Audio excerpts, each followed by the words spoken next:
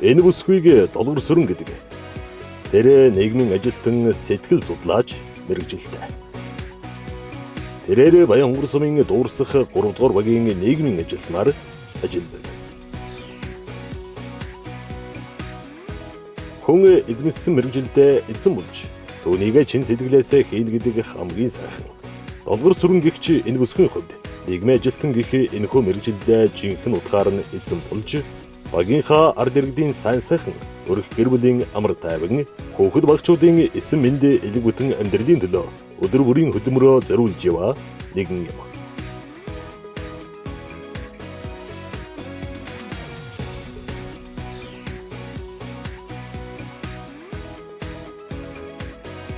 Баянгар аймгийн төрийн албаны салбар зөвлөлөөс зохион байгуулж байгаа ёс зүй хандлага зөвтэй төрийн алба баяны хүрээнд Баянгар сумын дуурсах 3 дугаар багийн нийгмийн ажилтан Батнасангийн долгор сүрэн онцолж мэргэжил бүхэн сайхан нэвтрүүлгээр дамжуулан түүний ажлын онцлогтой та бүхнийг танилцуулж байна.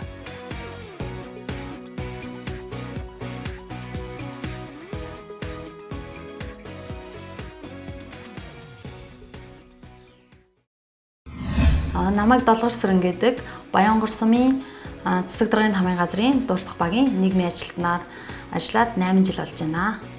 Би нийгмийн ажилтан сэтгэл судлалын мэрэгчлээ.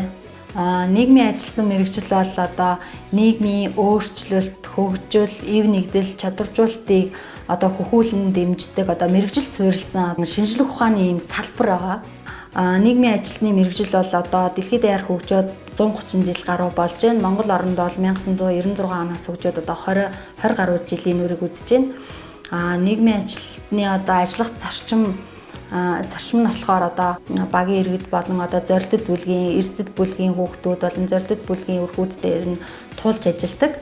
За багийн ажлын албан нь багийн засаг дарга, багийн нийгмийн ажилтан, багийн бүртгэл мэдээллийн ажилтан гэдэг 3 төрлийн албаагч ард иргэдэд одоо анхан шатны үйлчлэгийг үзүүлж яддаг. За манай дуурсах багийн төв нь хөх толгой ар шил дээр байдаг. 4-р 10 жилийн артлаад байдаг.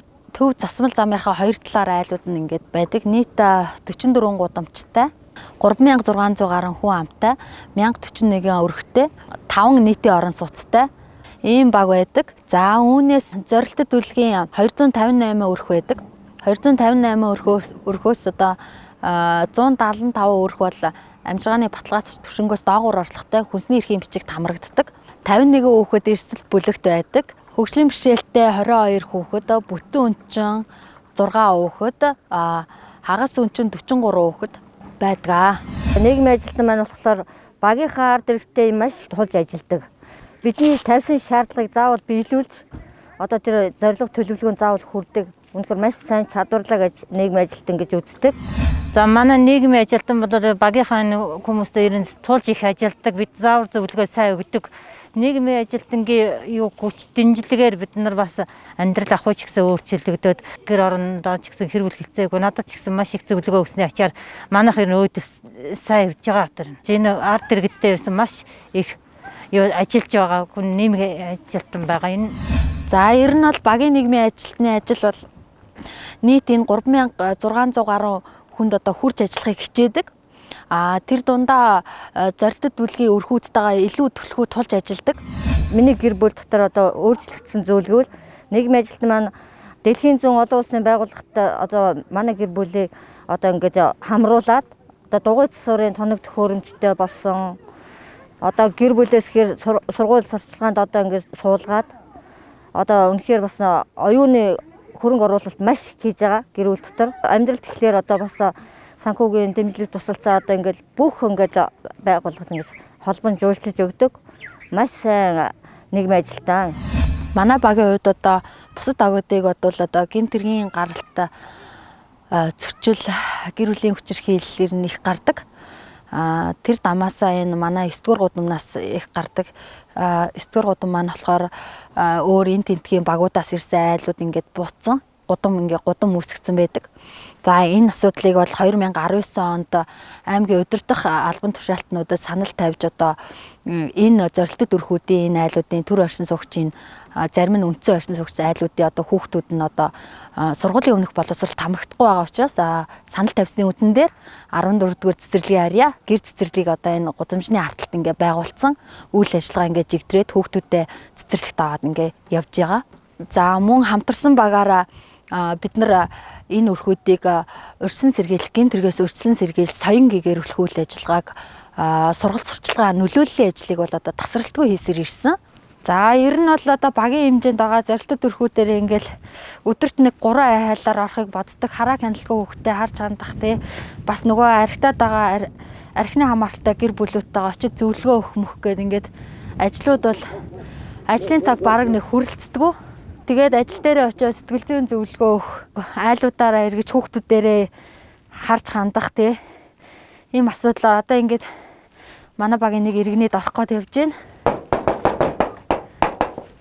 За энэ манай багийн өргөн байнга 7 хоногт сарда 7 хоногт 1-2 удаа бол байнга ирдэг.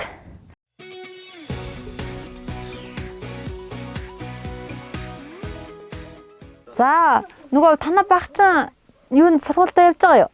Явж байгаа. За. Таслуулахгүй байгаа үсттэй тий? Тий. Манай хүч одоо 2 дугаар анги. Тийм 2 дугаар анги. Маргааш нэг өдөр одоо нөгөө сакара хичээлнэ.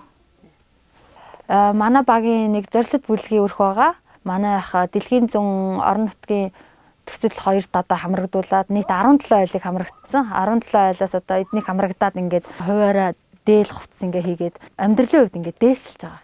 Тий. Манай багийн дарга багийн юунаас нийгмийн ажилтнаа ингээд дэлхийн зүүнгийн юунд ингээд намайг хамрагдуулж ингээд гоё оёдлын машин, хэрэгсний машинтай болгож өгсөн. Хүүхдийн дээл гуц мус хийгээл тэгэл хөөхөн захмахаас дахиад гаваад тэгэл оёдлын машинтай болсон биш тэгээ амьдралд нь болж байна болж байна. Жохон хэрэгт янз зэн юу асуудал гараад явах мэл би нийгмийн ажилт руугаа яриад тэгэл доор нь шийдэж янзлаад юугаад өгд юм уу. Бидэрт бол миний амьдралд бол үндэ тусалж байна. Өөр хүндрэл бэрхшээлтэй юм байна уу танд? Өөр хүндрэл бэрхшээлтэй юм бол үндэ алга байна уу? Тэгэл ямар ч гэсэн болж байна. Залгаал яваад байна тий. За өөр хэлж ярих зүйлээ хэлээрээ за. Одоо ч хоёлаа уцаар яриа за. За. –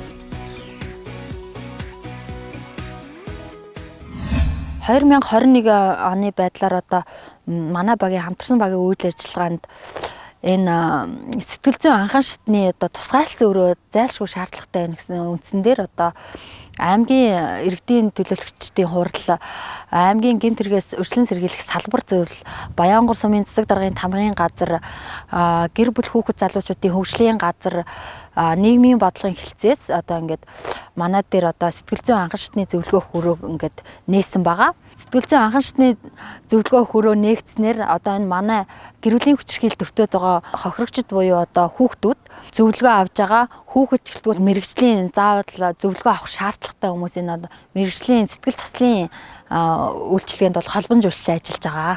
2019 онд нийт бүх 330 гаруй одоо хамтарсан багийн хүрээнд бол хууль зүйн дотоод хэргийн яамнаас одоо бичил ийм дэглэг төслийг одоо зарласан байгаа.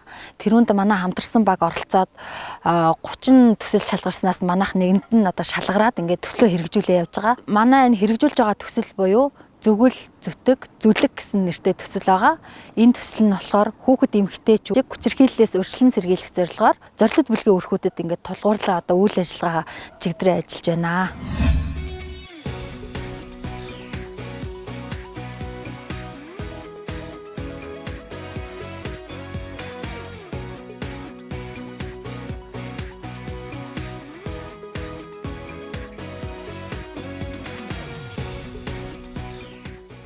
Ер нь бол нийгмийн ажилтны ажил бол өдөр тутамдаа одоо тасралтгүй үйл ажиллагаа үргэлжлээ явж идэг. За нийгмийн ажилтнтай холбоотой хилтэс агентлаг, гэр бүл хүүхэд залуучуудын хөгжлийн газар, хөдөлмөр халамж үйлчилгээний газар, нийгмийн бодлогын хилтэс гэдэг ингээд Баянгор сумын засаг даргын тамгын газрын нийгмийн бодлогын тасаг гэдэг ингээд дээрээс нөгөө багуудын зорилттой дүрхийн судалгаа ингээд өдөр тутамдаа байнга ингээд судалгаа хэлцээг өнтлгүүдэг байнга өгч идэг, судалгаагаа гаргаж идэг. Эрсдэл бүлэгтээ тэдэн хүүхэд байна.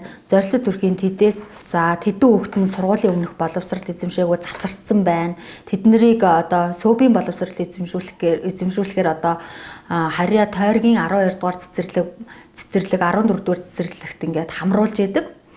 За эрдэм сургуультайгаа хамтран ажиллаад сургууль завсарсан хүүхэд насан туршийн боловсролоор яаж боловсрол эзэмшүүлэх үү гэдэг талаар нь одоо насан туршийн боловсролын арга зүйч туулагчтай бол ингээд хамтран ажиллах гэрээ байгуулаад ингээд явдаг байгаа.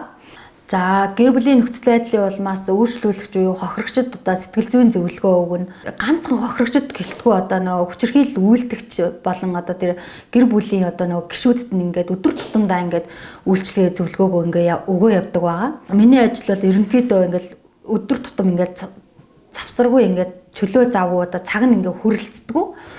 Тэрнээс гадна одоо нөгөө багийн хэмжээний асуудал багтаагаа яаж хамтарч ажиллах уу тий олон чиглэлийн ажил заасан байдаг. Одоо жишээ нь багийн гудамжны идэвхтнүүдтэйгээ хамтраад хог цэвэрлэгээн дээрээ яаж гарах уу? Нийтийн эзэмшлийн талбайн хог цэвэрлэгийг яаж цэвэрлэх үү? Нийтийг соён гэгээр хүүлүүлэхэд одоо төрийн үйлчлэгийг иргэдэд яаж хүргэх үү? Одоо гэр бүл болон хүүхэд хамгааллын тухай хууль, гэр бүлийн хүчирхийллийн тухай хуулийнхаа заалтаар ингээд багийн нийт хүн амд хурж үйлчлэхийн тулд зорилттой бүлгийнхаа иргэдтэй, өрхүүдтэй гэмтэргээс урьдчилан сэргийлэх одоо сургалтуудыг одоо тасралтгүй өгч идэг. Жишээ нь бага насны хүүхдэд аюулгүй байдал яаж байх уу те гэртээ ганцаар ангийн яаж орхихгүй байх уу 18 нас хүртэл нь яаж хамгаалагдах уу хүүхэд юунаас хамгаалагдах гээд байгаа юм те одоо тэгээ 108-ын дуудлаган дээр бас нөгөө маягтынхаа дагуу бид хэд маягтаа аваад нөгөө хамтарсан багаараа эсвэл кейс менежер BX-ийн байцаагчтай очиод нөхцөл байдлын үнэлгээ хийгээд нөхцөл байдлын үнэлгээ хийсний үндсэн дээр хамтарсан багаараа хүнд кейсээ одоо хуралдаад холбогдох шатны одоо байгууллагууд нь ингээ холбон жуулчлаад ажилладаг байгаа. За бидний яриад байгаа нөгөө кейс менежер буюу кейс менежер хийгээ явдаг нэг онцлог нь кейс гэдэг маань одоо нэг хэргийн юм тохиолдол байгаа. Нэг тохиолдол хэргийг бид нар кейс гэж яриад байгаа. Тэгээ ингээ хувийн хэрэг нээждэг нэг өрхтөр ингээд за тэгээд архины хамааралтай ч юм уу те одоо хүүхэд нь үл хайхрах хүчирхийлэл төртдөг гэд ингээд хамтарсан багаараа хуралдаад ингээд нотлох баримт ингээ материалуудыг бүрдүүлээд хэдүүлээ хуралдаад нөхрийн ажилд оруулах уу, эхнэрийн ажилд оруулах уу, хүүхдүүд нь сургуулийн өмнөх боловсролд хамрагдж гэнэ үү, тэ хамрагдж чадаагүй бол хамруулах шатных нь газарт нь холбон жуулчлаад ингээ явдаг. Гэх мэтчлэн олон ажлуудыг одоо нийгмийн ажилтан маань өдөр тутамдаа хийдэг.